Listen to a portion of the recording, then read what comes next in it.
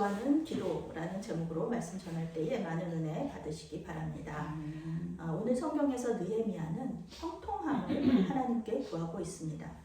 그는 3차에 걸쳐서 예루살렘으로 귀환하는 그런 귀환민들을 이 3차에 걸쳐서 예루살렘으로 사람들이 귀환을 하게 되는데 포로들이 3차 귀환민들을 인도했던 그 사람이 바로 이 느헤미야입니다. 느헤미야는 이 유대 땅이 멸망하고 나서 바벨론으로 포로로 끌려온 부모님한테서 태어난 그 유대인 2세입니다. 그러니까 그는 이스라엘 땅에 가본 적이 없습니다. 그저 자신의 뿌리가 유대인이라는 것만 알고 있습니다. 1차로 스룹바벨이 이제 유대인들을 데리고 귀환을 했고, 그리고 2차로 에스라가 또 귀환민들을 데리고 예루살렘으로 돌아갔습니다. 첫 번째 귀환민들이 고향으로 돌아간 지 이제 100년 가까이 흘렀습니다. 자리를 잡을 만도 한데 느헤미야가 고향 소식을 들어보니 눈물만 납니다. 밥이 안 넘어갑니다.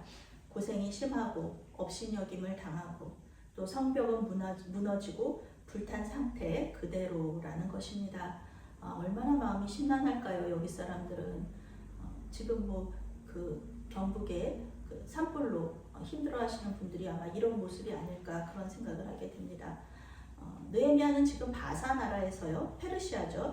페르시아에서 공무원을 하고 있어요. 그래서 당장은 어떻게 할 수가 없습니다. 당장 공무원으로 묶여 있는데 이렇게 바사 나라에서 그래도 그냥 그 공무원도 이렇게 구급 공무원 이런 게 아니고요. 거의 3급, 2급 막 이런 높은 자리에 있는 그런 사람이죠. 그래서 당장 어떻게 할 수 없으니까 그는 금식하고 기도했습니다. 움직일 수 없을 때 먼저 기도한 것이에요. 나라와 민족을 위해서 회개하고 기도했습니다. 그러다 보니 말씀이 생각납니다. 우리가 기도할 때 말씀이 생각나잖아요. 그래서 이건 성령께서 주시는 마음이죠. 성령께서 우리 말씀 기억나게 하시는 거죠. 그러면 이제 그 말씀 붙잡고 기도하게 됩니다. 이스라엘이 죄를 지으면은 하나님께서 말씀하셨어요. 이스라엘이 죄를 지으면은 세계 각국에 흩을 것이다. 항상 이 가나안 땅에서 이렇게 쫓겨나고 가나안 땅을 떠나게 되고 이게 하나님의 심판이거든요. 그리고 가나안 땅으로 다시 돌아오는 게 회복입니다. 이 구약의 어떤 그런 패턴이죠. 회개하고 순종하면은 말씀에 순종하면은 고향으로 돌아오게 하겠다. 이게 언제적 얘기시냐면요. 모세를 통하여서 하나님께서 가나안 땅으로 출애굽해서 가나안 땅으로 인도하셨을 때부터 이미 이 말씀을 주신 거예요. 이 약속을 주셨습니다. 이게 신명기 4장이거든요.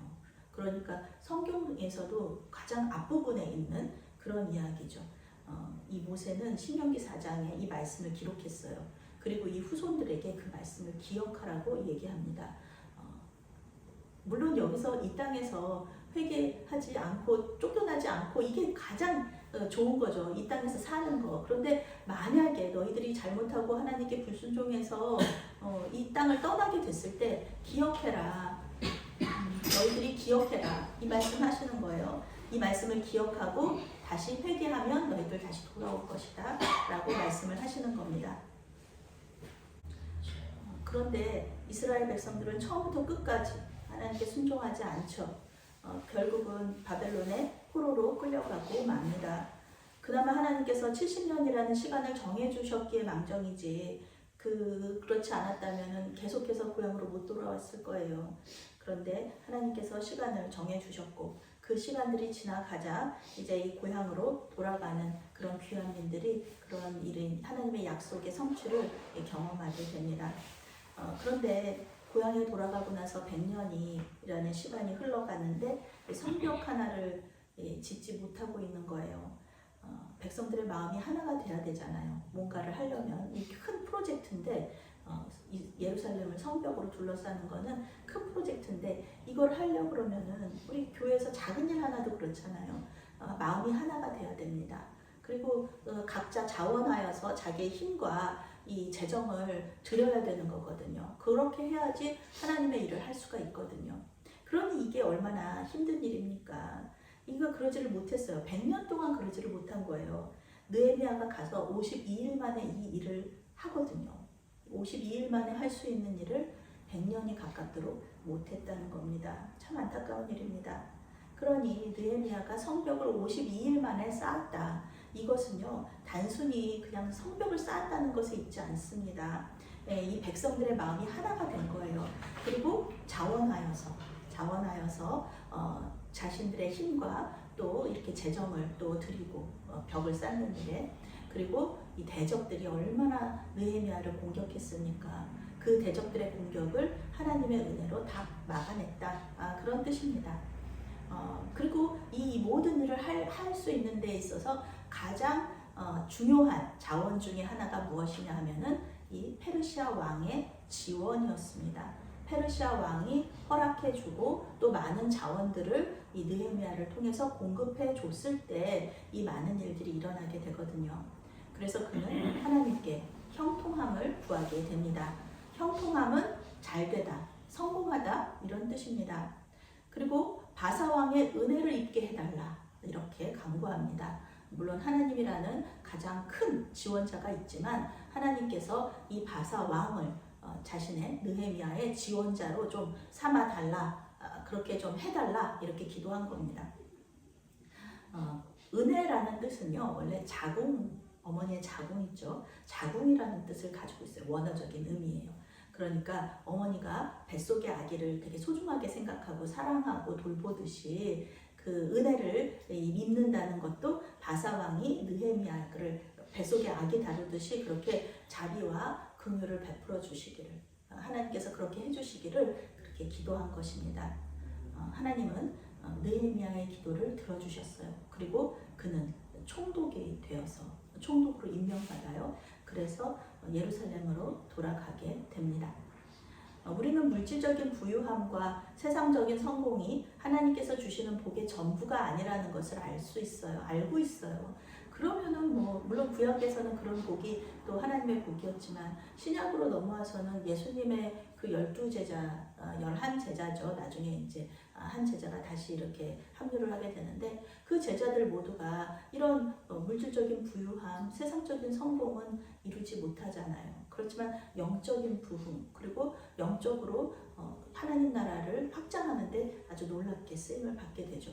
우리는 또 그런 것도 큰 복이라고 생각하고 있어요. 그런데 우리가 기도 가운데 이런 형통함을 구해야 될 때가 있습니다. 하나님의 영광을 위해서 형통함의 복을 받아야 할 때가 있습니다.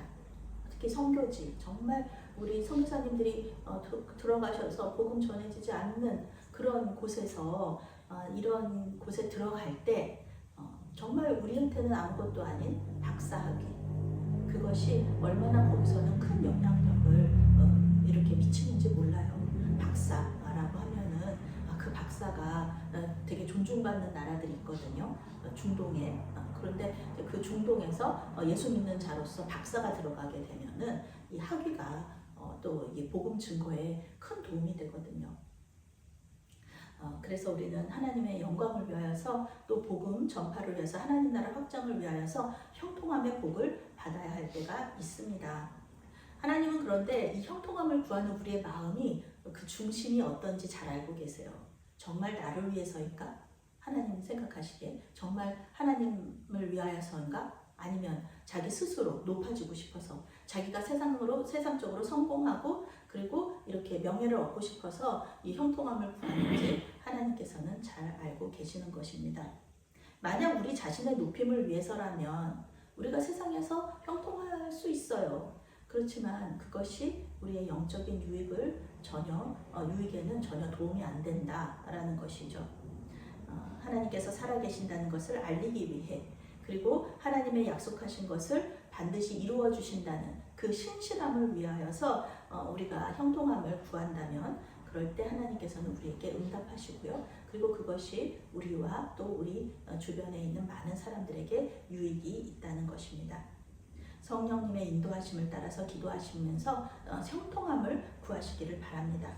또 높은 사람의 은혜 있는 것을 또 구하시기 바랍니다.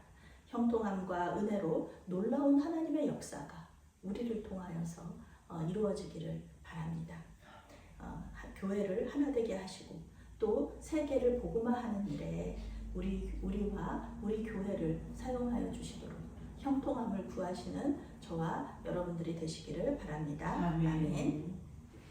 사랑의 하나님, 주님의 영광을 위해 필요하다면 우리에게 형통함을 허락하여 주시옵소서.